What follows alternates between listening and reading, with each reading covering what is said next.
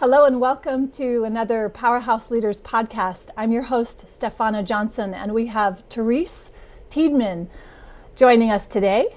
We're going to talk about productivity and organization and how it can really support you as a leader and make an enormous difference as we talk about this concept of productivity and how it can really shift and catapult us as leaders.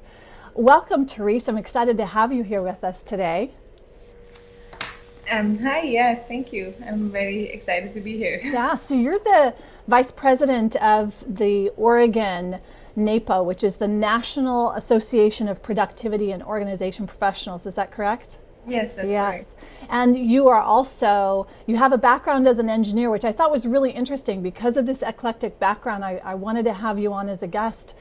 And knowing that you are a leader in the productivity and organization field within the Portland area and have influenced people that I know, one of the things that's so fascinating is we think some of these mundane, simple things of being more productive, being more efficient, being more organized is, that's second tier as far as really becoming a powerful leader. And I wanted you to come on and talk about this as really it's significant. And your story from how you got started in this industry really illustrates this. So welcome, and please, I would love to start with your story of how this came about, especially coming from an engineering background and how that all came about. So go ahead. So my story started like pretty much when I came right out of school, or actually dropped out of school. I really struggled. I was not a good student, so I dropped out of school, and then I was looking for a job as a waitress, and I did that for a couple of years, and then I found a job in a production line, just simple assembly line, and very quickly I always had like ideas on how to improve the process, how to make things faster, and I always was in a lucky situation that I had good leaders which saw my potential, and so they gave me the chance to speak up about my ideas, and eventually I switched in that company. I switched from the assembly department. I think it was in every department at once, like in the warehouse, in the testing area, and there were other departments, and I just grew my way up there. And at some point they offered education, apprenticeship. In Switzerland we have apprenticeships, which are really great systems where you work, you have practice experience, and you go to school at the same time. And so they offered two types of educations. One was commercial sales, and one was electronic technician engineer. And funny is, like, if I would have chosen either one of them right coming out of school with my grade levels, I would have most likely never had the chance to take either one of those, to get either one of those. But the CEO of that company, he saw the potential in me, and he was a great leader. And he said, well, which one do you want to do? What do you want to try? And so I was looking at commercial sales, and I'm a person who always kind of struggled with grammar and spelling. So I was like, no, that's not my thing. I'd rather do electronics because I'm good in numbers. And that was back in 1999, and I was the only woman in my class. And I was already in my 20s, and all the other students were like 16. So I was as the oldest one, and I just realized what chance that was for me. So I put all effort in. It was a 4-year education. I studied like crazy. I finished with a great exam. I had really good grades, so it was really awesome. It was the first time in my life where I really felt like I just put everything I could in there. And so I ended up working for that company for 10 years in total. And about it was 8 years in that company. I felt like, well, I really want to travel. I want to do something else. So I actually quit my job there, and I went traveling to South America. I fell in love with traveling. I came back and I knew I need to make more money so I can go again. So I called my CEO and asked him, do you have something just for the summer? I'd like to make a little money. And he's like, well, yeah, we'd like to have you back, but you got to go to China for us.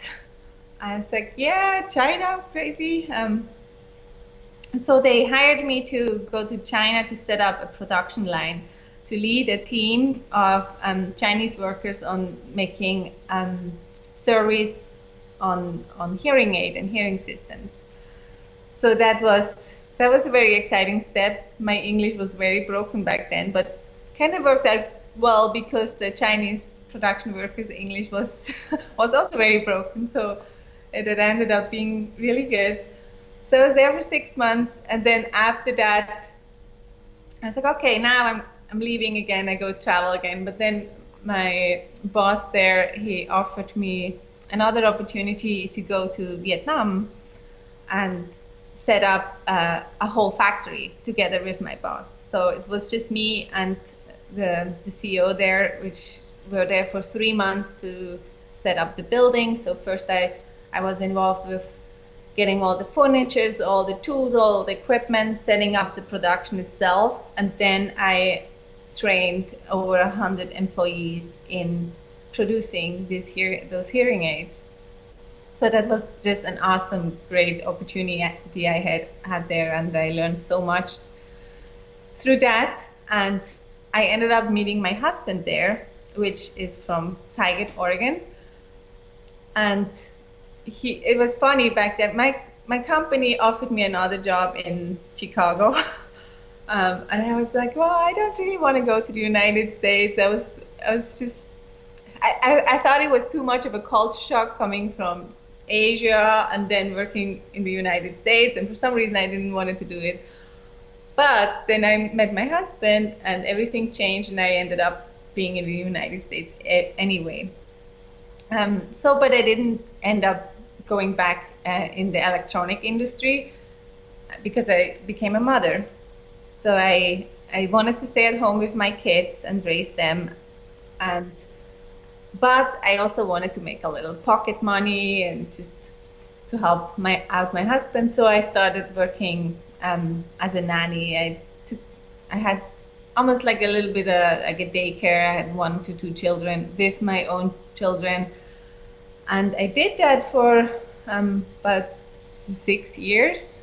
And then when my youngest was old enough to go in preschool, I wanted to go back into working. And I was looking to get back into electronics, but my struggle was as I wanted to be home at 3 o'clock with my kids. So finding a job which allows that was really challenging. So I ended up just taking like a job in a sandwich store just to get out there again. But at the end, it didn't even cover childcare or preschool. So I decided, well, okay, I can't do that.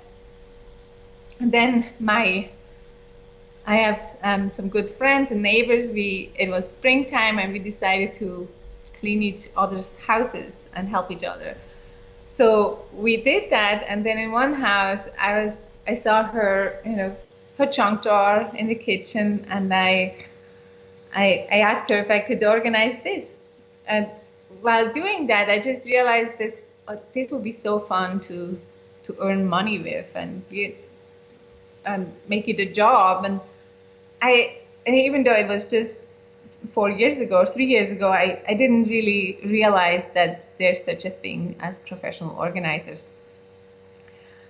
So I thought, oh, I have this great idea. I can, make my business. I go home, I start researching it.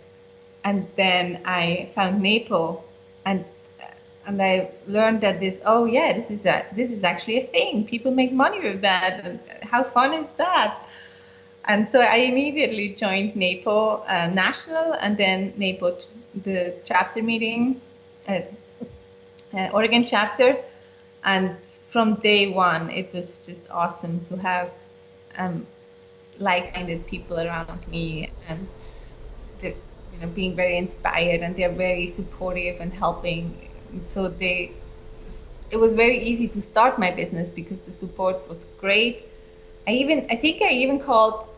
I was searching other organizers online, and I just called one of them and asked her if she had time to tell me what to do. And she took a whole hour without charging me. She just told me everything about NAPO and what to do. And so, yeah, that was the start from my organizing business. I love it. There are so many beautiful threads of how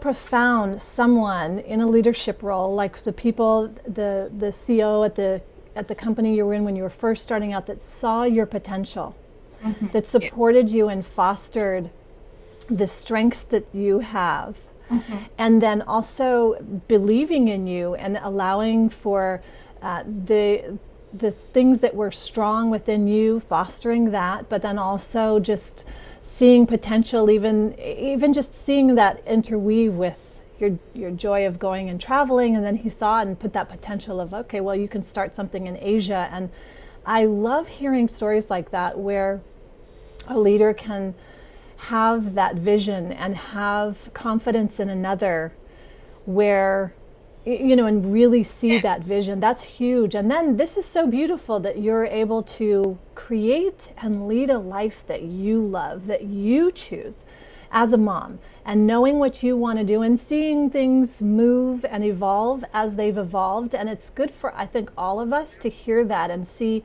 I'm a fellow mom with my business and have morphed my business. I can't tell you how many iterations I've had. And it does make a difference when there are mentors like the woman that you called and gave you the time and the attention to support you in your next step. And now here you are doing that for others as well as the vice president of the local organization. And I think this is huge. I think this is a tremendous thing that we can't take for granted, as how we lead our lives as well as how we lead our businesses.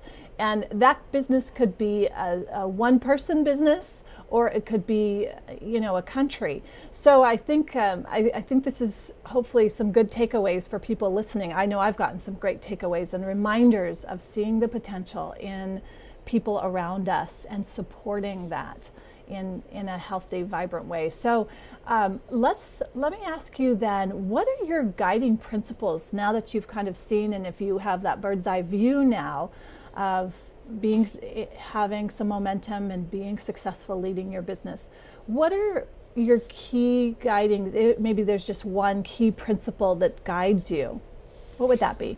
One is definitely when I work with my clients, I'm really trying to look for their potential.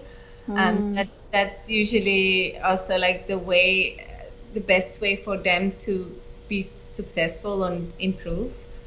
Rather than focusing on the weakness and try to make those better. I feel like building up on potential is the better way to go.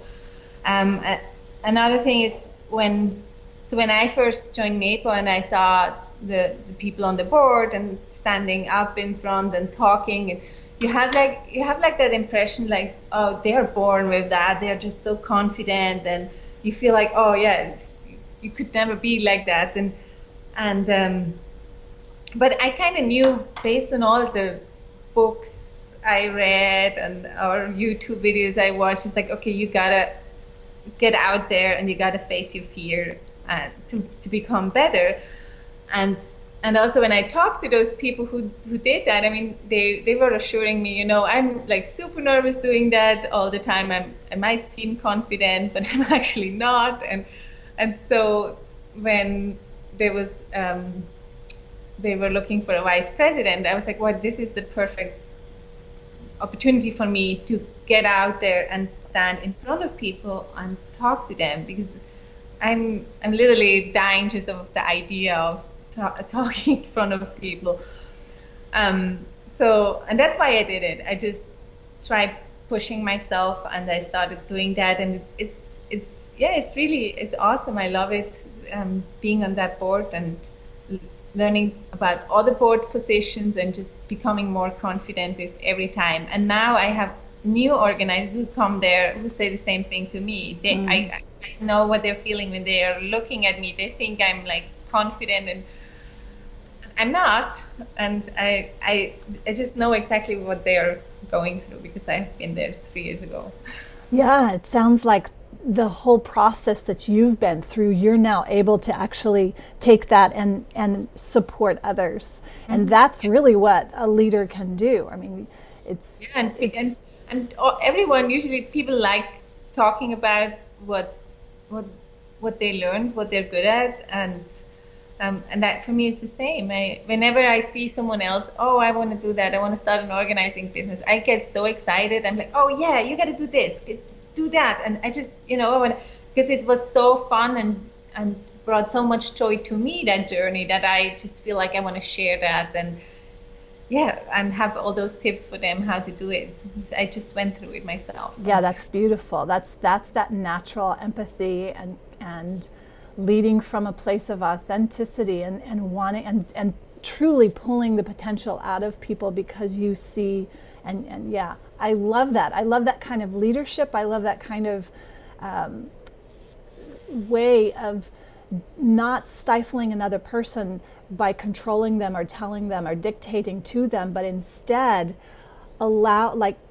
supporting the natural fire that's there instead of feeding them facts. That's beautiful. So you mentioned that you had a couple books that you read, or maybe even a YouTube video or two. Is there anyone that you would recommend that we could suggest, or the books that you suggest? Well, I have two. Okay. One is a book which it kind of like was triggered my journey from being a mom and housewife to actually be brave enough to start my own business. And that's The Miracle Morning from Hal Elrod. I really love that. I was that 30-day challenge, and I was not much of a challenge person back then, but somehow that really came easy to me, which was surprising because I'm a night person, and Hal Elrod, he recommends to get up an hour earlier and having that whole process of silence, visualizations, affirmation, exercise. I don't know if you're familiar with it, but you should look into it. It's really good. I am, yes, it's great. I'll make sure it's recommended. It's a great little book. So I did that, and it led from doing that challenge to, I was usually get up at 6, and then I started getting up at 5. Eventually at 4, I started walking my dog early in the morning. I became a runner because of that book. Like 3 months after that, reading that book, I ran my first half marathon. I've never run before in my life, but it was just so encouraging. And going through all that, I realized that there could be so much more. So, maybe I actually could start that business, and that was pretty much the beginning for me. And then now I've read tons of organizing books, but just recently one came out from my colleague. Her name is Ann Bloomer, and she wrote the book, The Mastering Business for Organizing. It's a guide to plan, launch, manage, grow, and leverage a profitable professional organizing business. And it's a really, really great book for someone who wants to start an organizing business. It would be ideal for me if I had read it when I started my business, but it still has a lot of helpful information for me now. I will actually implement a lot of her tips now, kind of working backwards. And I know her personally, and she's just a great person. Her journey is amazing. And she also took the time to go for coffee with me and kind of like had that mentor talk to me. And she gave me some amazing, great tips. One of it is like public speaking.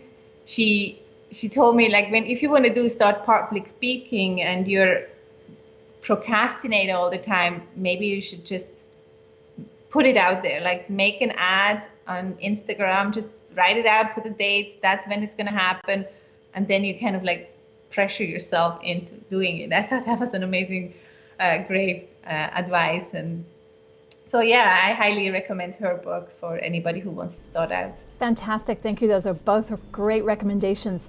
Just in wrapping up, is there something like a catalyst in your life, maybe a major challenge that you had to overcome that shifted how you've done things? Do you have anything like that?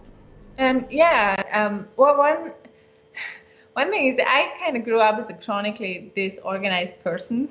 I was always, I was, I was a party person when I was young. I liked living wild. I didn't have time to tidy up at home or gather my things. I pretty much came from party go, went straight to work.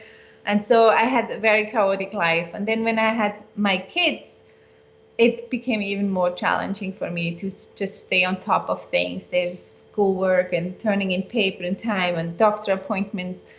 And then being married to a man who grew up in a very tidy, very well organized home, who he really struggles with too much clutter and being overwhelmed by that. So that caused a lot of relationship problems. And we even ended up going to counseling, and I always blamed it on him to be not tolerant enough. Eventually, every argument we had, I was so frustrated that I would gather up more things to donate, to get rid of. And then over a period of time, I realized that's actually making my life easier. And I have less to clean, and there's less clutter, which clutters up my mind too, because whenever you look at all your stuff, they're all reminders of decisions which have not been made. And so the more and more I did that it was just so mind freeing, I would say, and yeah, that kind of changed my life. And now I love being organized. I love to make my systems easier. He still is he's still complaining a lot because I organize so much in my house that things change all the time, and he struggles with keeping up. But it's just something I have the urge to do all the time. But he loves it that there's less stuff around. So Yeah, I think that's a key point, is that just how do you balance that, and especially because you're doing it as a career and leading others and helping them find their way within that. You said something really, just a little piece of it, and that is those clutter pieces are delayed decisions. The decisions that they're unmade. Can you just speak a little bit more on that, and then I'll let you go.